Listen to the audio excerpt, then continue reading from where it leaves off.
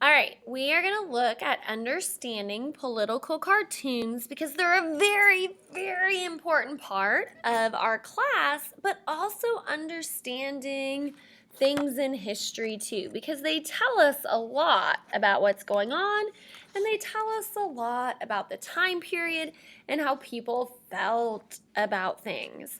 The very first thing that you have to know about political cartoons is that every cartoon has a purpose. What is it trying to persuade you to think? So even if we look at those first three that were shown on this beginning page, you can see how each cartoon is trying to tell you something. They are trying to persuade the viewer into a certain way of thinking. And so, if we look closer, you can look right here. Very easy, you see the words join or die. They're obviously trying to persuade you to join. Some cartoons are a little bit easier to look at and are a little bit easier to see what the artist is trying to persuade you to think. Some are a little bit harder. They're a little bit more complex. You have to look at more of the details. You have to really, really look and see what the artist is trying to convey. Maybe grab that magnifying glass and look for those words that are written on there. Do you see those words on the barrel? Can you look really close? Yep, there's stuff there. And so all of that stuff means something. In order to understand and in order to analyze what the artist wants you to look for, you need to know that there are 5 persuasive techniques in creating a cartoon.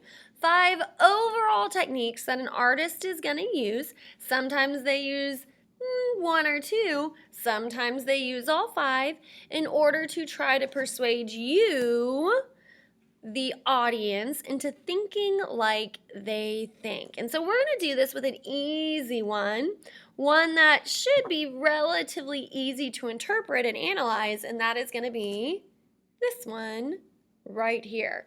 Of course, representing Benjamin Franklin's Albany Plan of Union. All right, here we go. The first technique that we're going to talk about is this technique of symbolism. When a cartoonist uses simple objects or symbols to stand for larger concept or ideas. So if you look right here, you see a snake. Well, what's that snake representing? Well, in this instance, because it is labeled, and we'll talk about labeling, it's representing the 13 colonies. And we can see those labels on it. If I see the Statue of Liberty, maybe it's representing the United States of America. If I see a big crown with a king, that might be representing England. Using symbols to stand for something else is one major technique that cartoonists use to persuade you into their thinking. Another technique is exaggeration. Overdoing something, taking the physical characteristics in order to make a point. If I saw somebody in a cartoon with a long nose, I'm going to think of Pinocchio and think, maybe they're a liar. In this cartoon right here with our snake, we don't necessarily have that exaggeration shown. But you can definitely still see the symbolism that's in there. What we do see, that is another persuasive technique, is labeling.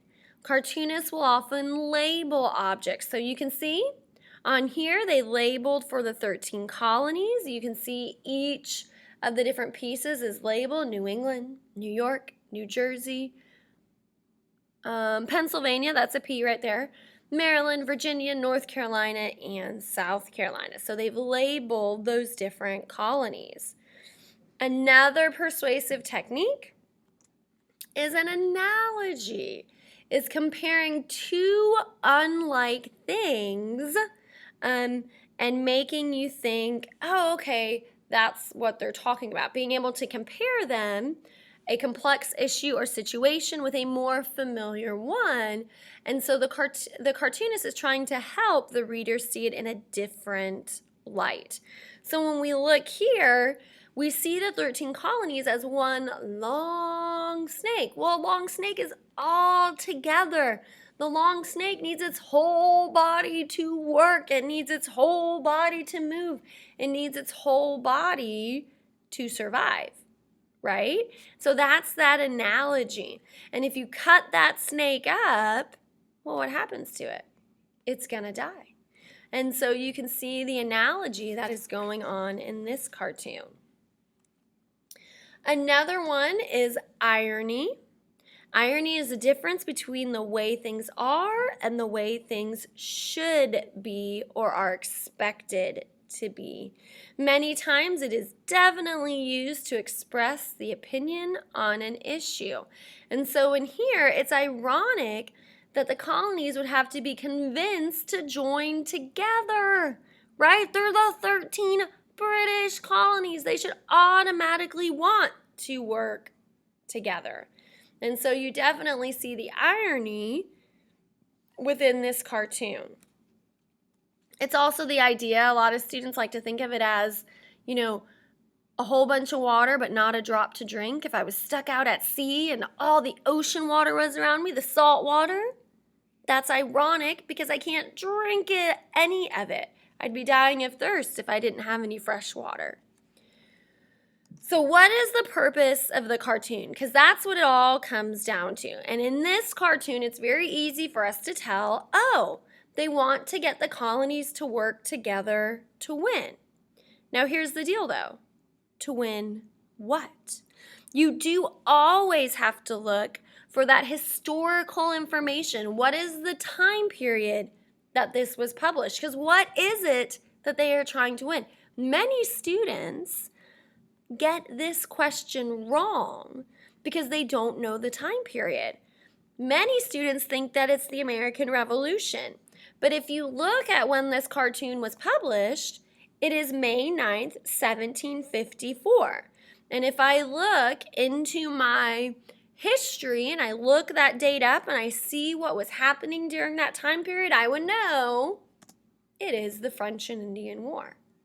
And so that tells me that the purpose is not to win in the American Revolution. The purpose of this cartoon, going along with Ben Franklin's Albany Plan of Union, is to get the colonies to work together to win, to defeat the French and claim the land in the Ohio River Valley. So remember those techniques. You'll have a list of them because we'll be using them throughout the whole year and being able to look at cartoons and interpret and analyze what the cartoonist wants us to think.